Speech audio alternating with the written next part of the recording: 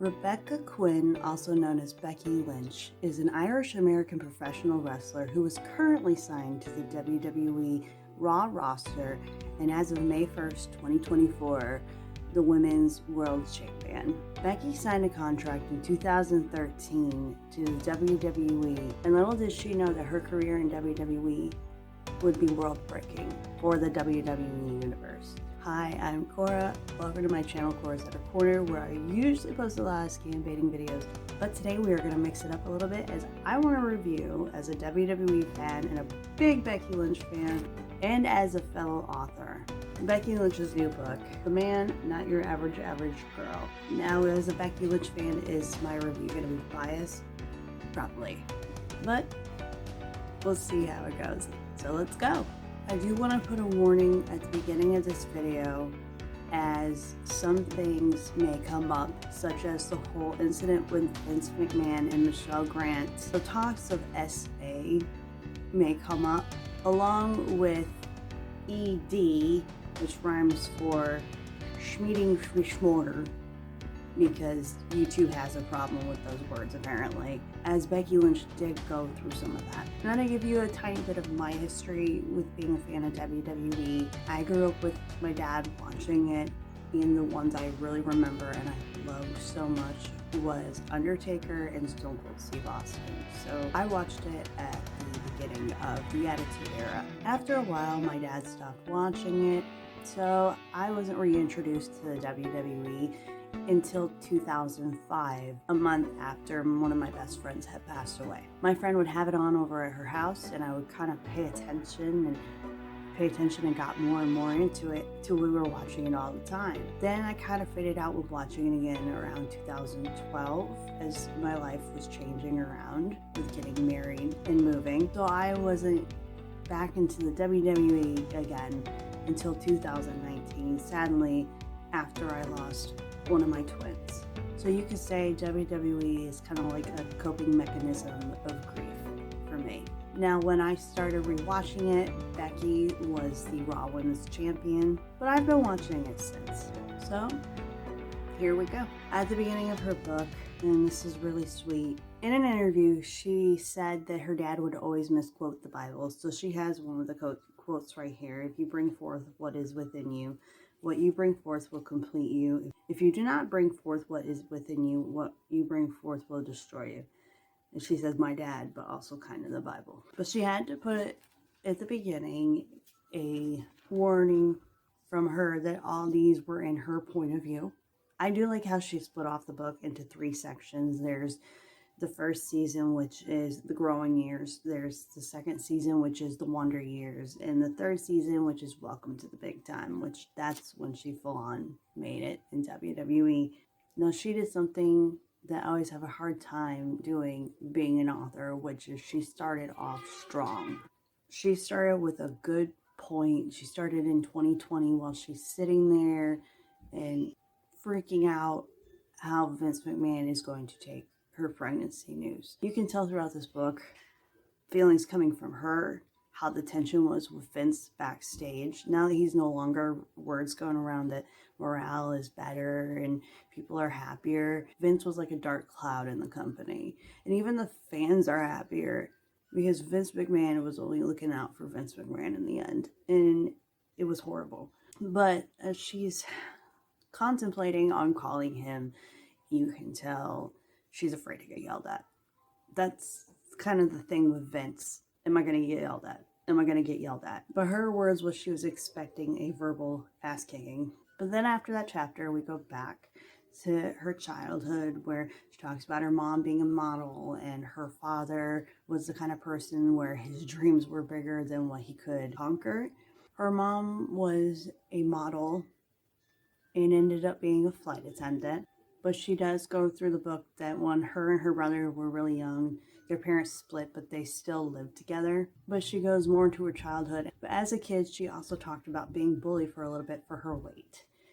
And I'm pretty sure this is where the ED started. But they would make fun of her. And reading this, it felt like I was talking to a friend. Most of this book, reading through it, it did feel like I was talking to a friend. It doesn't help that her and I were born the same year, so she's like 8 months older than me. But it really did, you know, it felt like I sat down with her and she was telling me, okay, yeah, this is my life story. And it really did feel that way. And it's good to feel that way. Sometimes with biographies, you don't get that. With her mom being a flight attendant, she did get an allowance where she would take her and her brother to America when she did have it saved up. And that's where Becky fell in love with America. But eventually, as time goes on, her mom meets a guy named Chris. And 2 years later, her and her brother are forced to leave their dad to live with her mom and Chris.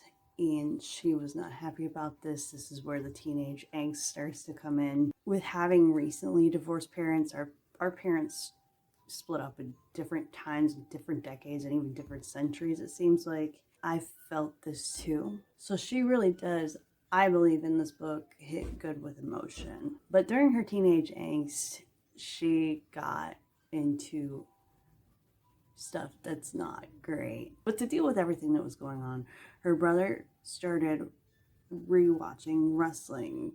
And she was like, oh, that's for babies. And then Mick Foley would come on during this time, and she was doing what I would do when I got back into it in 2005, which was start listening and then getting into it. Start asking questions. And next thing you know, she was into it. She also related to Mick Foley because it felt like she didn't belong and he didn't belong, so she really connected with his character. But as time went on, her and her brother were getting completely out of control, so her mother thought maybe if you spent some time in Italy with your aunt, we can get you some grounding and you'll stop with the stuff that you're doing. Going there for her insecurities did not help. And I will say this pissed me off. So she was with her aunt and she was wearing a swimsuit and she was covering up her body. And her aunt's words were, oh, Becky, darling, there's far too many blonde beauties around here for anyone to be looking at you. I read that and I was like, why would you say that to a teenage girl? Like, what the? So she really did go into detail about what caused her insecurities. And you do feel for her, or at least I did. I felt for her. And, you know, there's some people I just wanted to punch. But obviously going to Italy didn't work. She would always get in trouble in school. And finally, one day her mom cried because of something she did at school. And that's when she's like, okay, I need to stop this. That was finally her wake-up call. But then she goes to seeing her brother on a website that was for a wrestling school called NWA Hammerlock. He was writing to them wanting to train. It was then she realized that she wanted to try, thinking she could do better than those people that were on Tough Enough. The big problem is her brother was old enough because you had to be 16. He was 19 at the time. She was 15. She was like, I could lie to get in. Her brother's like, no, I'm not taking care of you. So she was sneaky with this one. I heard that she did lie about her age when starting to train wrestling. So she definitely confirmed it in this book. He did get a call that a place in 2 weeks was opening up in Ireland and she wanted to go and he was not going to take her. So she decided that instead of asking mom, because she knew mom would say no, the night before she's like, I want to stay with my dad. And so the night before she stayed with her dad, and the next day she told her dad that she wanted to go, and he gave her a ride, no questions asked. And how she got in was she came in and she saw a man there named Fergal DeVitt, who was on the website for one of the trainers, and to find out this is the future Finn Balor. I did hear that she was trained by Finn, and once again, confirmed it's true. He was sitting next to the sign-up sheet, and she signed up, handed the money over, didn't even ask for an ID, nothing. So at the age of 15, she did talk about how there were only mats there on the first day, and she did talk a little bit about the first day. She knew to improve, she had to change her diet and the way she was living, so she stopped all the stuff she was doing. And with her diet, she had no education.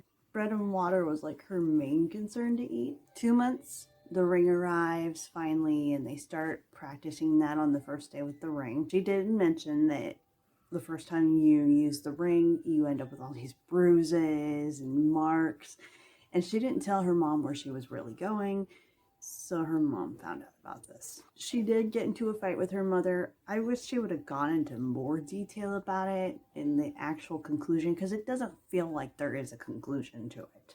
However, the only conclusion I got out of it is that August, her mom did let her go to camp. And at the camp, she does talk a little bit about the pranks. I thought they were hilarious, and it sounds about right when you're hanging around with a ton of guys. And the camp was only a week or two, so she wasn't there very long. And during this time, she does talk about Fergal a little bit here, a little bit there, and you're like, does she have a crush on him?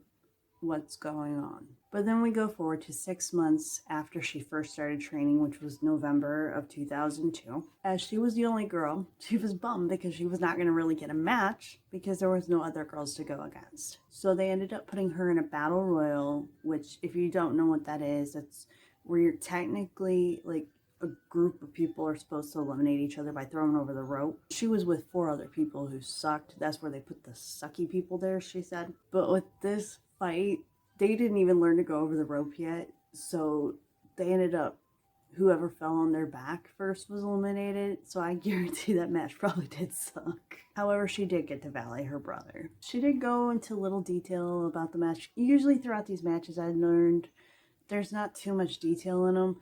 Now, there's some during her time in Canada. I wish I would have read more of how those matches went, but I would like to know more details there. But this one, there wasn't much detail. You probably don't need too much detail, but she did get cheered on. So she probably was the best one in that whole ring during that battle royal. Now, February comes along, and the Hammerlock had tours around the UK, and usually a big name every year is invited. And this time it's Jim the Anvil Neidhart. Now, the other trainer she had, his name was Paul. Him and Fergal were selected to have a match at this place, and they had to pick 2, and one was her brother. She wasn't picked, obviously, but was a valet for Paul and Fergal. It was them versus Jim Neidhart with a man named Danny Williams. Their valet was Sierra Wild. At this point, she's had 8 months of training. She still didn't know what she was doing. She did kick Jim in the knee, and he yelled at her as his leg went the wrong way. She apologized, expecting him to be still angry at her, and he actually instead showed her how to do it right. I did get confused as all of a sudden she skipped about talking about a rival school. I don't know if it was them there at that show or what. She did make it a little confusing. So I felt like that probably could have been cleaned up a little bit by the editor. But she did mention at the rival school was a wrestler named Sheamus, and I hope I'm saying this right, O'Shaughnessy, and he would end up being the future WWE Sheamus. Now we skip 2 years where she finally knows what she is doing, and she realized this was really what she wanted to do. She thought, maybe she could change the game one day. Her big dream was wanting to main event WrestleMania, and she didn't say it to many people very often, but the people that she did mention to with main eventing WrestleMania, they would laugh at her. It was about this time she also came across wrestling's ugly side for the very first time. It was her and Fergal at the promoter's house, and I'm not going to get into too much detail, but a guy came around and it was sketchy. Now she was ending her high school years. She had a choice between going to Canada and the United States to wrestle, because she knew there would be more opportunities over here. She chose Canada because she had a cousin that was over there that she met like once or twice. And this surprised me. I was like, I did not know these two dated, but it was right before she left. She finally kissed Fergal, and they started a long distance relationship. Before she left to go to Canada, and on the flight, her brother left her a note, and she put the note in there. It's also a drawing he drew of her, so I thought that was really sweet, and I'm glad she put that in there. When she arrived in Vancouver, this is where she would live for the next year. Now, back in Ireland, there was a guy named Scotty Mack. They would consider him Canadian because he went to Canada for a while, so she went to find the school that he kept mentioning, and she found it. Now we go forward to the school having their first show, and she had never really performed a show in front of them, and so Her first opponent was this woman named Mischievous, and she was known to be a bad wrestler. So this is when Becky realized it's good to make your opponent look good. So that was her challenge, and she did, and everybody at the school was surprised and happy. And they're like, that is the best match Mischievous ever had. This was one match I really wish I would have known more details about, but she didn't go into much details. And though she didn't get paid much, this was the first time she was paid to be a wrestler. One thing she did realize, though, is she had to go get an actual job, because most of her money seemed to go into calling cards to call Fergal. So she ended up, actually, to save money on rent and stuff, moved in with Scotty Mac, the one that she knew from Ireland, who was in Canada for a while because he was back in Canada. So 1 month of her being at that school, she was told there was going to be an event called Supergirls where they're bringing in women from all over Canada and the US, and she was going to win the title. So when this happened, this is where she met Natalya Neidhart for the very first time. Then we move forward to where she's moving out of Scotty's place. I just don't know if there was enough room or what. I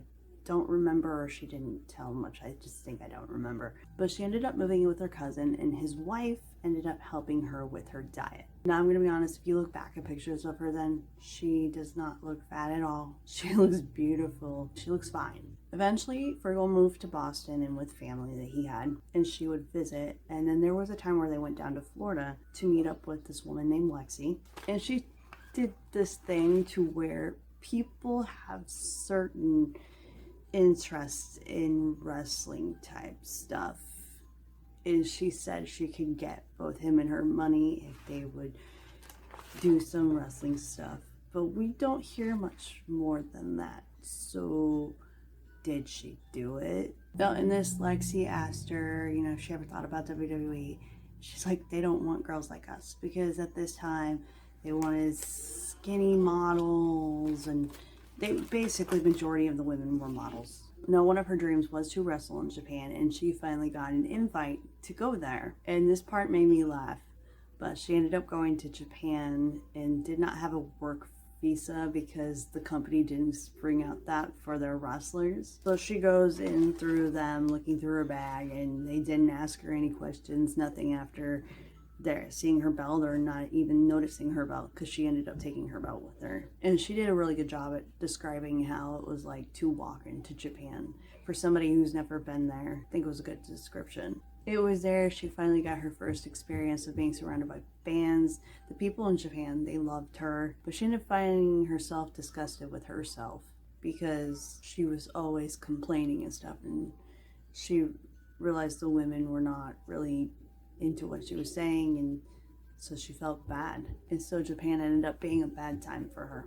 In the end, Japan offered her a big offer for advertising agencies. It doesn't seem like she took it. She doesn't say much. I don't think she did. And when she got back, Fergal had moved to Santa Monica, California, and she stayed with him for a few weeks. It was then he got a call from Japan and them wanting him over there, and she knew that things with him would soon end. When he finally made it to Japan, they called things off. They promised to be friends.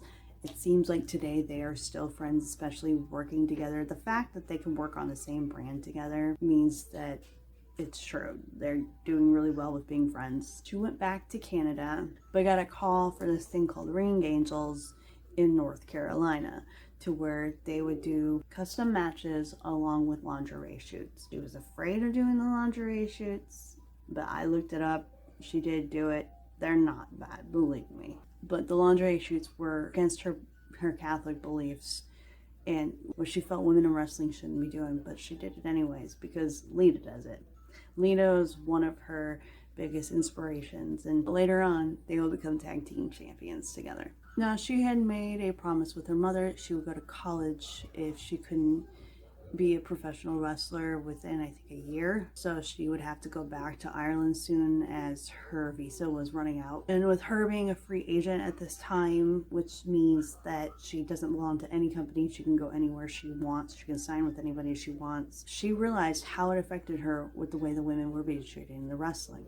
And this made her feel, oh, maybe I should be like that, though I don't want to be. But she did end up going back to Ireland, where she met up with a friend, and I hope I'm saying this right, Niall. He was to help her get into bodybuilder shape because she figured she could do something along the lines of that. The problem is what he taught her was not good for the body. She wanted to do the contest to be in WWE shape, but it was at this point where her ED really took off. She wanted to go back to the US, and she found a program that would have her go to Florida for 4 months. And at this time, this was the big home for Total Nonstop Action Wrestling, also known as TNA. So she was thinking, if I do this, maybe I'll have a chance. So when her fat loss during this time of getting in the shape slowed down, she started popping ephedrine until not worked, and then she tried other stuff. On this diet, she would find herself wanting to eat the simplest things like carrots, which was banned. It's like she couldn't eat anything. And at one point, she was so exhausted from working out, she would cry.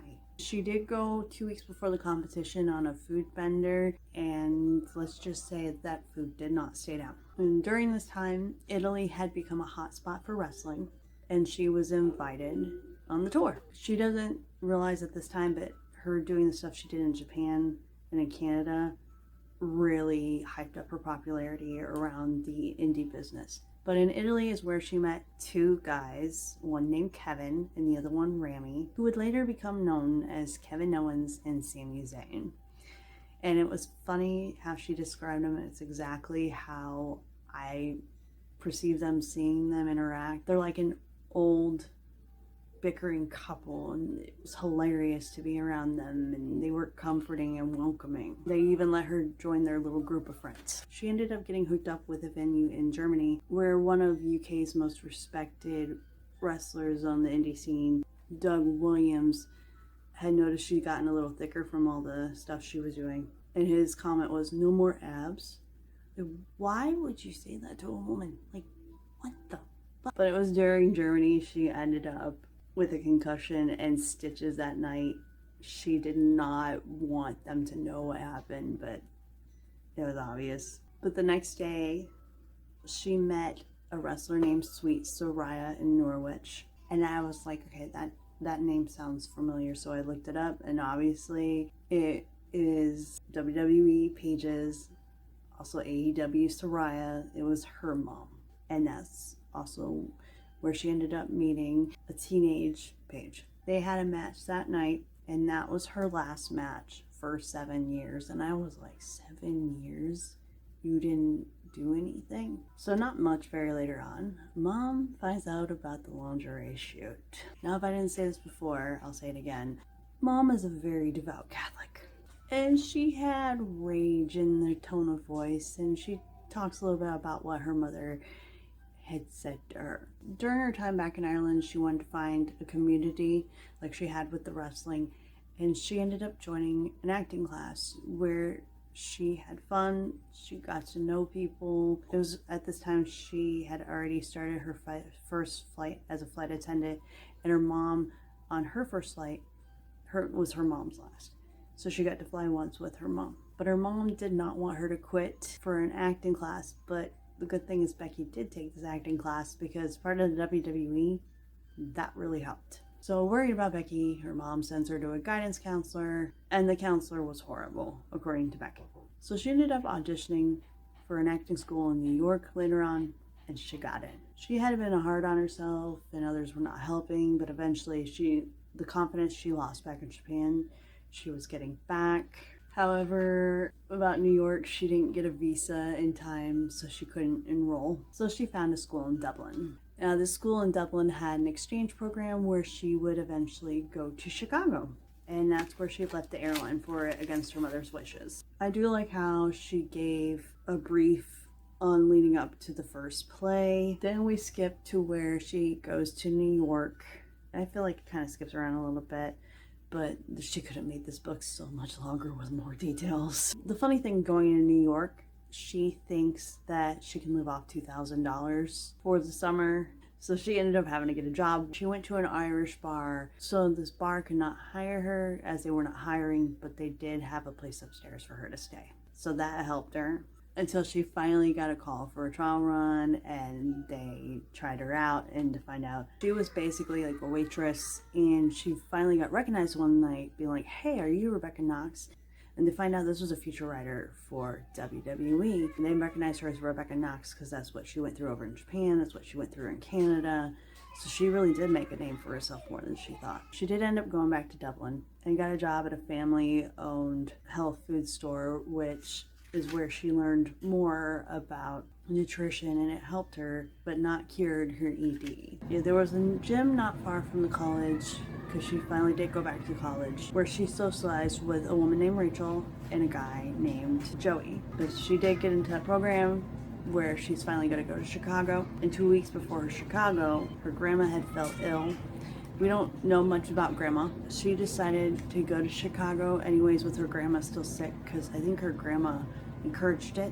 You know, just go for it. Once she arrived in Chicago, the next day her grandma had passed. More information on grandma would have been nice. It was on page 124 or 125 where she talks with her grandma, and I basically cried. Now in the book she doesn't talk about the promotion of Shimmer, but this is the first time of her bringing Shimmer up. She was invited to Shimmer but never showed up.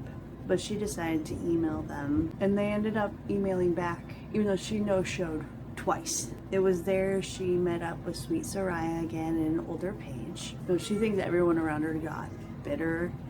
And thinking about it, she's like, well, I could have been one of them if I would have stayed in as long. But going back to Dublin, she was conflicted. Should I go wrestling? Should I not? But she did end up meeting up with Fergal for a couple of weeks. Is there where she tells him like she feels like she has unfinished business in wrestling, and at this time she's 25, and he's like, go for it, you're not that old. It was here that Fergal had revealed that he did have a WWE audition, and that felt like a punch in the gut to her. Then her friend Rachel told her she had an audition for WWE, and she wanted acting advice from Becky since Becky had already taken the classes. Then Joey had an audition for WWE, but said she graduated from college and she had a hard time finding gigs, acting gigs that is, until she got a call for a new show called Vikings, where they wanted her as a stunt double. And so she went back to her old wrestling school and met up with Joey, and they worked on things together. And this time he asked her, you thought about trying out for WWE? And she explained she had New York plans. She was going to go there. She was going to audition. She wanted to be an actress. But then she changed her mind and called Joey later. And he hooked her up with Robbie Brookside, who at the time was a booker.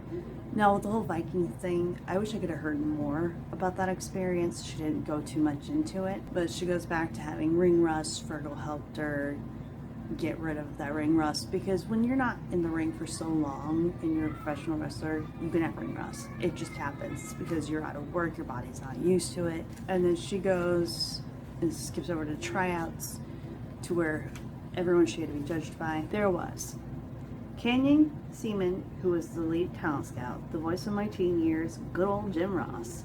There was Norman Smiley, a well-respected former WCW wrestler, and coach and NXT Robbie Brookside, Jerry Briscoe, a former wrestler and vastly underrated on-air stooge, and William Regal, who is nothing short of a wrestling legend. Those were the people who decided her fate. I wish I could have heard more about the action of the audition. There wasn't too much detail. They wanted to sign her, and here we go. Here's the thing. They were not sure where her papers and everything, which desk it was going to. The words were, some days they're looking for a model.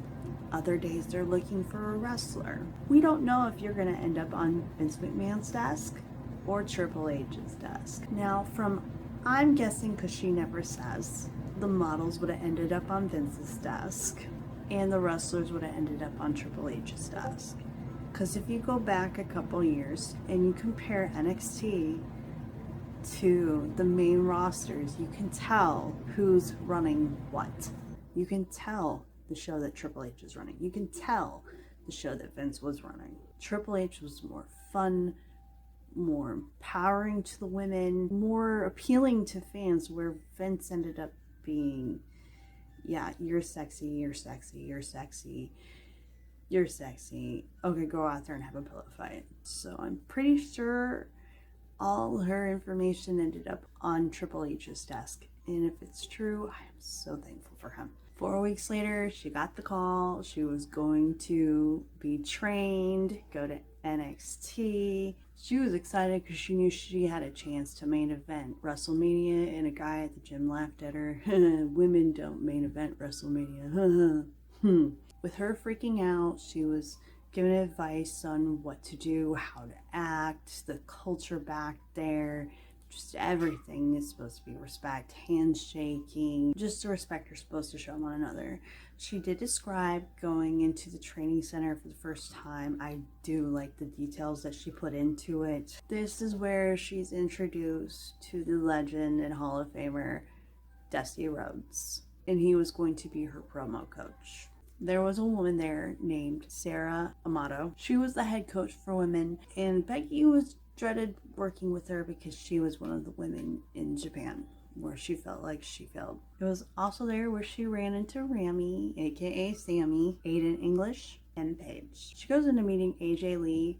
I don't want to say much about AJ, but either she was having a bad day or she is a major B. And then Becky had gotten done washing her hands when she ran into Big E, so she went to shake his hand thinking, oh no, my hand is soaked. But she does describe how Big E I would expect him to be, which is a big teddy bear. She would sometimes have problems with roles and small stuff. It was the small stuff she was having problems with. So she would always turn to a few ladies, one of them being Sasha Banks and the other one being Charlotte Flair. Now, she does go over ring restriction on women because back then women were not allowed to touch certain things, were not allowed to do what the guys do. Women couldn't punch, couldn't throw uppercuts, and were encouraged to pull hair and slap each other. I do like the description she put on the performance center and her feelings and stuff. She did a good job with that, and I did love her description of Dusty. Now, women in the performance center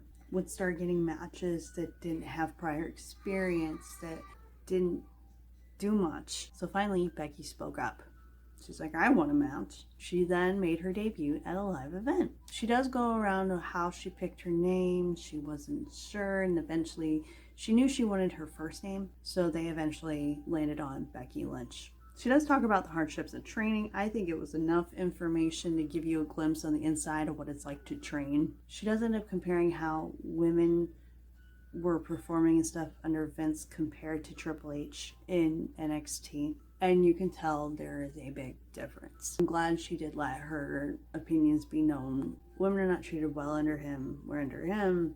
They're awesome. She finally got to be on TV, being a rosebud for Adam Rose. I had to look the picture up.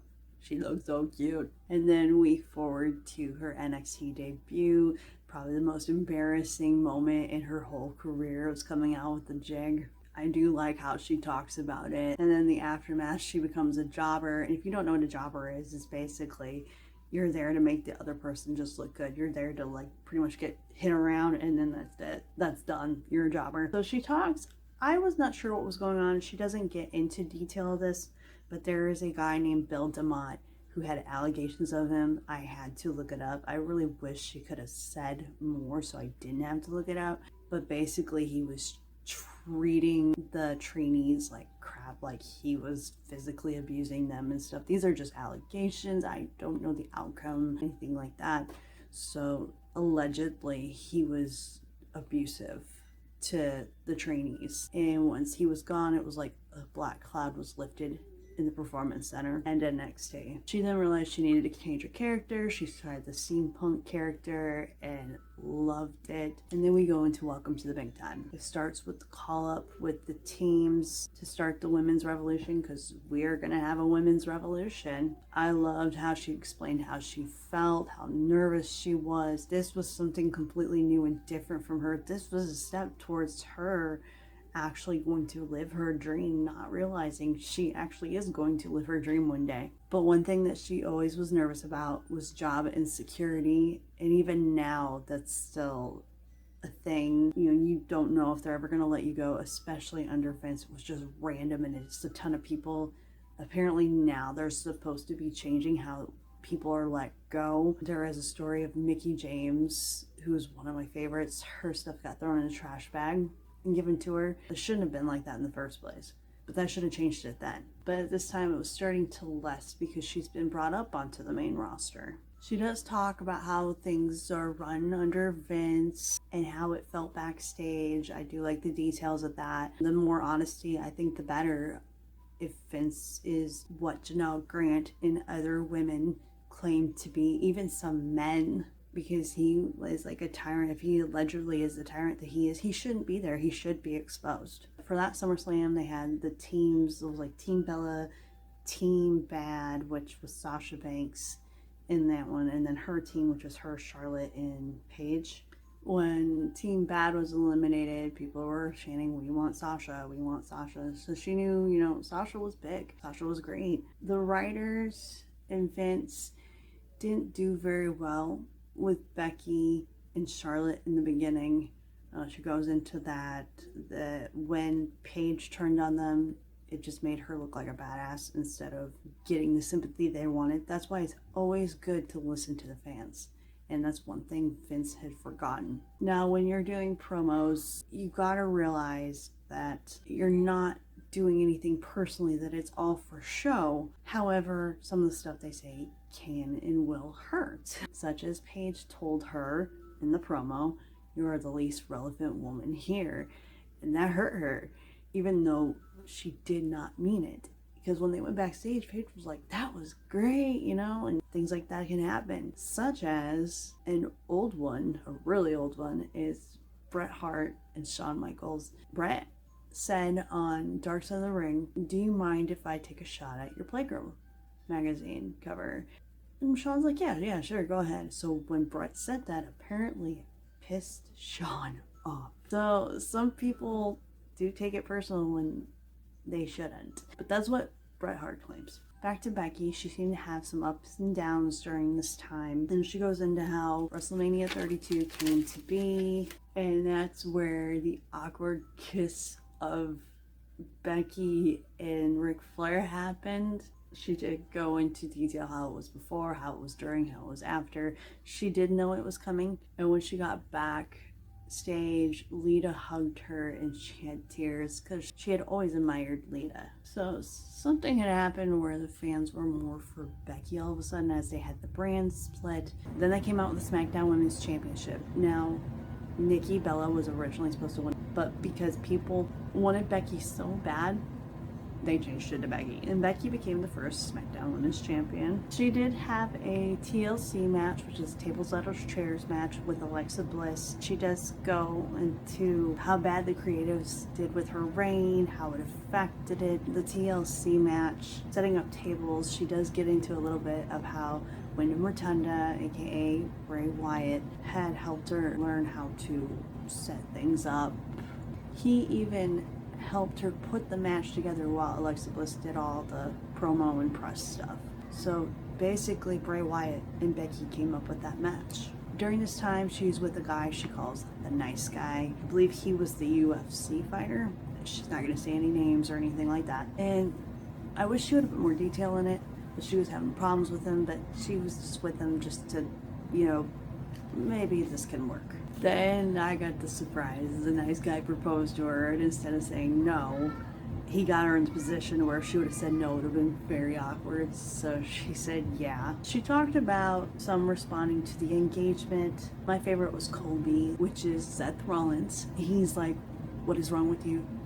Like, you were trying to me about this guy and not that long ago, and now you're engaged to him." From the way she puts it out, it sounds like at this point he may have secretly liked her, but he too is also in a relationship. She did have feelings a little bit for him, but it was conflicted because they worked together and she was already in a relationship, and he was, according to him, he was not the relationship type.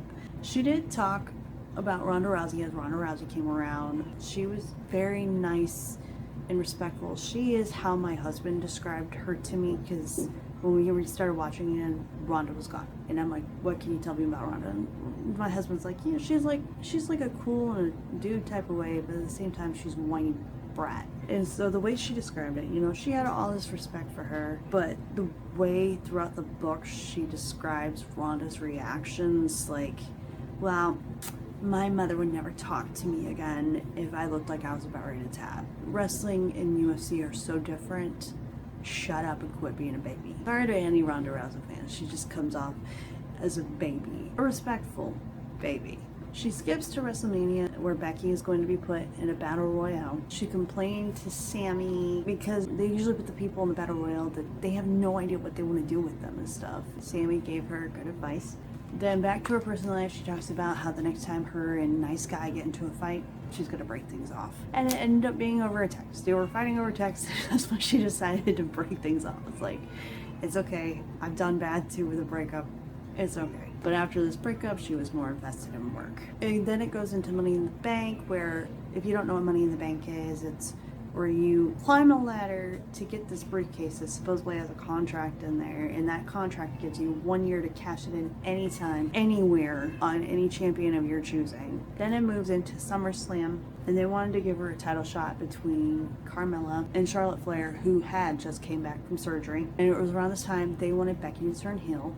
They wanted her to attack Charlotte, because people at this time, they were cheering Becky on. And I liked how she described how it went down, and I liked how it ended, because instead of looking like a heel when she attacked Charlotte, she now looked like a badass, and people loved it. Her and Charlotte, she talks about, you know, their friendship a little bit here and there. You know, they were really good friends, and then it was around this time where things started to go downhill. The promos, one, like, Charlotte might take it personal, Becky might take it personal. It's one of those things where it's just a promo and one of you takes it personally when it's okay. There's only a couple handful times where it's not okay, such as the Paige thing with Charlotte's brother. That was never okay. With the crowd cheering her, Vince was like, okay, maybe this is the female version of Stone Cold Steve Austin. So when she was told to turn on the audience, Vince was like, no, don't turn on the audience. You know, you've got something going. But it does go into good detail, I think. In Hell in a Cell, she won the title from Charlotte. Charlotte tried to shake her hand, but instead she rubbed the title in her face, causing the crowd to cheer her instead of boo, because the attempt was once again to get the crowd to boo her, and it did the opposite effect. They then brought in Adam Copeland, aka Edge, who was a big heel in his days back then, especially when I started rewatching. I hated him, but you know, he's a good heel. They brought him in to try to get Becky to get the boost that they wanted. She talks about coming up with a plan, mentioning about don't hurt your neck on the way out, something like that. And so Edge goes backstage after the whole segment and is like, well, I tried. They love her. And it was around this time where her friends like mentioned the man, you know, she should be the man, and so she started going by the man. And it was around this time too she started cleaning up for the writers, because it seemed like they did not know where to go once again with her character. This time she knew where she wanted her character to be. She was a badass, she was egotistic, she was the female version of Stone Cold Steve Austin. And I gotta go get my kids, so I'll be back. Alright, let's see how long it takes till the baby gets up. So the Women's Revolution storyline would lead up to a last woman standing match with Charlotte versus Becky. Now, if you don't know what that is, that means that you knock your opponent out and they have till the count of 10 to get up, and if they stay down the whole time, they lose. Women's Revolution was a pay-per-view that was for nothing but the women. Becky did give her opinion on it, saying that she wanted equality, that if the men did the same, they would be discriminated for. But then she realized at the time there was a men's only pay-per-view, and that was Saudi Arabia's pay-per-views, because at the time women were not allowed to wrestle in Saudi Arabia. So much has changed since then. So with this last woman standing match, they're gonna want anything and everything. They're gonna want tables, chairs, kendo sticks, anything in between. So when Charlotte and Becky went up to the prop master, the guy that does the props, they asked him, do you have this? Well, not really. Do you have this? Well, I only have this many. How many do you need? They were not prepared for an actual last woman standing match. The company was not. They were not expecting it to be like the men's match. They weren't expecting it to be brutal and rough and maybe somebody might bleed. However, this was the PG era. But luckily, the WWE warehouse was not far, so they went over and grabbed more things that they needed. But that tells you what the company thought of the women having this kind of match at the time. Then we go into Survivor Series. Now she held the championship. She was supposed to have a match with Ronda Rousey. She goes into the Raw before, during, and after. That was before Survivor Series in great detail from what she can remember. So if some of you don't know, basically there was supposed to be a little bit of a brawl. She was supposed to come out for Team SmackDown. Ronda was the women's champion on the Red brand. And Nia ended up turning around and punching her in the nose, creating this iconic picture. Little did she know she would be one of those pictures one day that will always be iconic, and now she has her moment. The problem is she was supposed to have a match at Survivor Series, and she had to miss it because she was so concussed. She was like, I want to do it, I'll do it. And they're like, no, we're sorry, you have to sit this one out. But because of this, word was going around that it was going to be Ronda versus Becky at WrestleMania. While she was still waiting on her nose to heal because she broke it, she was ghosted by this new guy. She told Kobe about it, and him and his girlfriend at the time were just taking a break. He asked if she had a place to stay, and she was living in LA, so she said he could come and stay with her. They ended up having a little bit intimate touching here and there during a movie. It's like, oh yeah, you see where this is going. You know they like each other. The TLC pay-per-view was supposed to be Asuka versus Charlotte versus Becky. Becky ended up dropping the title to Asuka, and she had so much respect for Asuka. She was honored to drop it to Asuka. But during the match before, which was Seth versus Dean Ambrose, kind of crushed Kobe's confidence a little bit, because I even went back and heard it. Some fans were chanting, we want Becky, during that match. Royal Rumble comes around. It's Asuka versus Becky for the title. Asuka wins. Becky then enters into the Royal Rumble by taking place of an injured Lana. The day before the Royal Rumble, Kobe was trying to get her to join him in his Airbnb, but she declined. They did talk 2 hours in the car though, and after that she told a friend, crap, I think I might be in love with Kobe. He decided to make another move, send a selfie. She was like, oh my gosh, this is so lame. And then she started sending selfie back, something she's not a fan of. And then they barely stopped texting back and forth. He invited her to dinner, but she declined because she was supposed to go out with a couple of friends. But the next day he had to be out of his Airbnb, had nowhere to go. So she invited him back to her place. She's like, oh crap. Kobe comes in the morning, asks if he can change. She's like, yeah, sure. Not knowing right in front of her he would just change. And that's the first time they make out. I do like the details she put into this. When you read a romance novel, this is the kind of real romance you want to read about, because this is real. And she made it feel so real, and she just brought it right out to you. Then they head to Raw that Monday. They don't see each other for a while, and then they meet up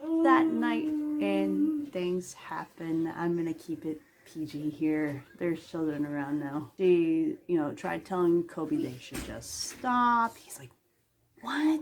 She said it was because he wasn't looking for anything, and really it was because she was unsure if she wanted to continue on with this. As storyline progressed with her and Ronda Rousey, Charlotte Flair had won the title from Asuka and then got thrown into WrestleMania. And back to the personal stuff, she still wasn't sure if she wanted to be with Kobe. She was actually just putting on him saying, oh, you're just not looking for anybody. You don't want to be with anybody, really. You don't want to settle down. But then that night when she went to talk to fans, she found herself talking a lot about Seth Rollins. And then she realized, oh, crap. I really do like him. So then they talked and they decided, okay, let's see if we can make this work. But as it got closer to WrestleMania, her life was doing good with Kobe, and we're getting closer, not knowing who's going to main event WrestleMania. She gets that call, and this personally hits me right now because I literally days ago just lost somebody close to cancer. But her brother's like, you want to go and see Dad this Christmas? No, I usually spend it with Mom. Why would I want to? And he's got cancer. So Dad has cancer. She's not sure if he's going to make it to WrestleMania to see her. And it didn't help that he didn't tell people much. As WrestleMania did get closer, she finally got that message from Vince saying, you're going to be the main event. She was so happy and so excited. She told Kobe. Kobe had never main evented WrestleMania before, and that was his dream. He tried to seem happy, but he didn't congratulate her, and she got upset because he didn't congratulate her, and knowing that, crap, I should have been more sensitive because that was his dream, because usually men are the ones that main event WrestleMania. He said he was sorry, you know, she wanted to find somewhere else so that he wouldn't feel bad about not having a main event WrestleMania, and he's like, no, you can stay here, it's fine. So, they did.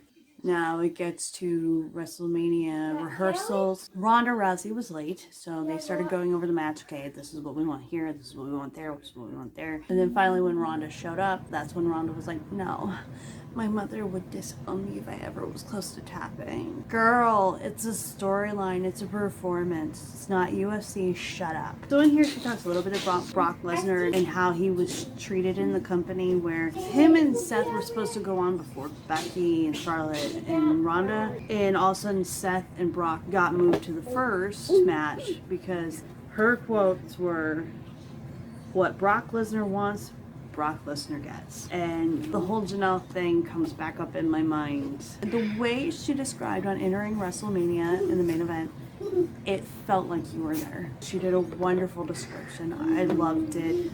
She did get into the match more than what she did some others. Ronda, and she did mention this and people have pointed this out, Ronda lifted her shoulder, whether it was intentional or not. Becky's not even sure. It's conflicting with Ronda. She's cool and respectful, but at the same time she's baby. Not Becky's words, my husband's. But because of Ronda having her shoulder up, the ref got fined $1,000 because Vince took that stuff very seriously. During the match, she talked about how she saw her brother and her dad, because families usually have special spots to sit, but her mom and her stepdad weren't there. So she found out later that nobody came to pick them up, so they never showed up. So her mom missed her very first and only WrestleMania main event. The No Cell chapter shows how verbally abusive Vince could be. I heard stories and stuff. This is one of them. Lacey Evans was supposed to punch her, and the way she reacted was not how she was supposed to react. It was not like she did it on purpose. Editing Cora here, I forgot to put in completely that with this botch, Vince McMahon was pissed and freaked out on Becky. Somebody had told her, just wait for him to calm down. At the end of the day, talk to him, apologize. And Kobe had told her that's how he can be with the top guys. That's messed up that he's treating his guys like that. She ends up apologizing. He says it's okay, all was forgiven. Later, the stories move on to her and Kobe together, which she found like one of the weirdest times in her career. But the storyline got over. She was relieved it was over. It was just awkward and weird because they weren't even dating that long. After the storyline, they went to Hawaii and took a vacation. I was like, okay, what's the point of what's going on here? Was there a reason? I was surprised, and I should have known this was coming, and I wasn't. I don't know why. He proposed. Of course, she said yes. This was not like the last one. This was somebody she wanted to be with and was interested in. So on page 333, like, I was confused. This sentence is like, did somebody forget to clean it up? The sentence goes, I got to work with The Rock, John Cena, Edge, film with Stone Cold Steve Austin. Like, something's missing there. Shouldn't the word and be in there? Did they forget the and? See, and they, like, I can't blame her completely because as an author, I make so many mistakes. I think this was the editor's job and they missed it. She did have her ups and downs with creative with this title run, but she felt like she had everything she dreamed of except for one thing, which was one day she did want to be a mom. And at this point, she was almost in the right place to have that happen because she was finally with somebody she really loved. She was in a great spot in her career. Everything was going right. Then we get into the pandemic. Everything is shut down. And Vince decided, let's move on with the show. Well, the government tried to shut them down. So he moved it to the Performance Center because it was private property, it was his property, and as long as he kept the guidelines going of 6 feet and all that and doing testing ever so often, he could get away with it. And he did. And this was the WrestleMania that was the quietest. It was the least amount in attendance because there was 0 people there besides the wrestlers. It was 316 day. She talks about doing the promo with Stone Cold Steve Austin. Basically, it seemed to get awkward out there because nobody was out there. So they're like, Becky, why don't you go out there? And she go out there. So she got out there. She drank quite a few beers with Stone Cold. And then afterwards went back with Kobe. And she flat out admits This was the night that Rue had come into be. They filmed WrestleMania, and then 2 weeks later, she felt sick. She decided to take a test. Thought it was negative, threw it out, came back, said positive, read the instructions, said do not read after 10 minutes. And Kobe's like, did you read your instructions? She's like, no. He said, let's read the instructions. So they did, and it came back positive. She was going to be the crash dummy because no woman had ever been active like this and pregnant, especially holding a belt. So now was the time to experiment, see how people were going to react, what they were going to do with her. An example of this of beforehand, Sensational Sherry. She's an example of how women were treated in the 80s and 90s, as she had a son and basically had to give up family to be a wrestler. That's how bad it was back then. You couldn't have a family unless you were a man. She probably could have done things differently. I don't know how the business would have reacted, but it's just, I feel for her son. It's sad that, you know, his mother missed out on so much of his life because of it. So back to Becky. So she goes to tell Vince. Vince congratulates her. They have to figure out a way to where she can give up the belt and go on maternity leave. Well, the writers were saying, oh, you should do this. And Becky's like, I would not do that. So she literally went in a hormonal rage into Vince's office, and I loved the way she broke this down. Like, I loved the way she described it. Literally went into a rage into Vince's office, and Paul Heyman was in there, grabbed his papers, and got out of there like he was afraid. I thought that was hilarious. So she explained, this is what I want to do, and Vince said, I do like that idea, let's do it. So they went, they put the belt in the suitcase that Asuka had won for Money in the Bank, and Asuka had no idea what was in there, and she revealed, you know, you go ahead and go be a champ, I'm going to go be a mother. And that was a real reaction. Like, nobody really knew she was pregnant. Only few people knew. She doesn't go through much of the pregnancy, which for some people that can just be boring details. I've had very eventful pregnancies, like this one right here, born at 28 weeks. She gets a call from a doctor saying that she has cholestasis and they need to get the baby out right away, which, by the way, I had that my first pregnancy. I was lucky enough that my body fought it off and everything went back to normal. You have to look it up, but it's basically like your liver levels are not elevated like they should be, and it can get to the placenta and the baby could pass. So she went in, she had the baby. The book has beautiful pictures, and in there is a picture of her and baby Ruth after she had her. She is crazy because she had no epidural because she was missing out on the action and she needed a little bit of action. Now 2021 was here because she had her daughter in December 2020. Here she is taking care of her baby, and she is watching a funeral through a video call. She wasn't able to find a way to Ireland as fast, and you have to do a 2-week quarantine. She did a perfect detail of the quarantine, who's somebody who hasn't lived through it in the future. She did a really good description, and you know, you had to quarantine for 2 weeks in 2021 before you could go to a different country, and she didn't have all that, and she wasn't able to make it to her dad's funeral. So the best they could do was a video call. Her dad never got to meet Rue in person. From the way she described herself, I've gone through it. She may have been having small symptoms of postpartum. And at this time, Rue was 3 months old and still waking up in the middle of the night, so she was exhausted. Now, she does talk a little bit how The Rock was like her dad's favorite, and she did talk with Dwayne. You know, he may be gone, but now he's always with you, is basically what Dwayne had told her. I did cry so much during this chapter, and it doesn't help. I just lost somebody to cancer. 8 months after Rue was born, she gets a call from Vince. Okay, we want you to come back soon. We're just not sure yet. It kept going between SummerSlam and October. They just weren't sure. They were going towards October to give her a little bit more time. And then Kobe gives her the news that Sasha Banks is injured, and she was scheduled at SummerSlam to go against Bianca Belair. She then gets a call later, expecting it, saying, listen, we need you. Sasha's injured. They wanted her to keep Carmella in the dark because the plan was for Carmella to go against Bianca again, and then Becky come out and attack her with Carmella not knowing. This is kind of a bad idea because the wrestler kind of needs to know what to take. And then Becky made the smart decision and be like, listen, they didn't want me to tell you, but I'm going to tell you anyways. I'm coming back at SummerSlam. So she told Carmella the plans, and Carmella was like, thank you for letting me know. She talks about the match with Bianca where she just came out and basically defeated her right away, hoping that she would get this good reaction of a heel turn. Becky thinks, yeah, it was alright, but here's the thing. It was not a good heel turn at all. People still wanted to cheer for her. People still loved her. People had missed her while she was gone. It was not a good time to turn her heel.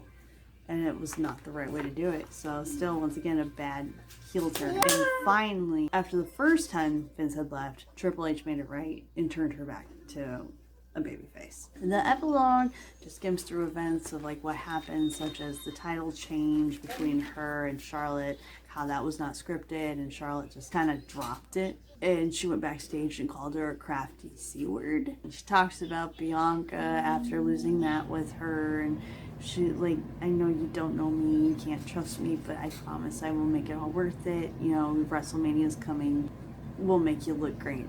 And she did.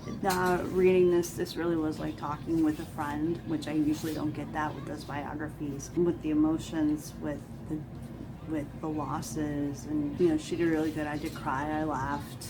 I think some romance novelists such as myself should take a page out of her book with her and Kobe, because that is a real romance and she really brought it out really well.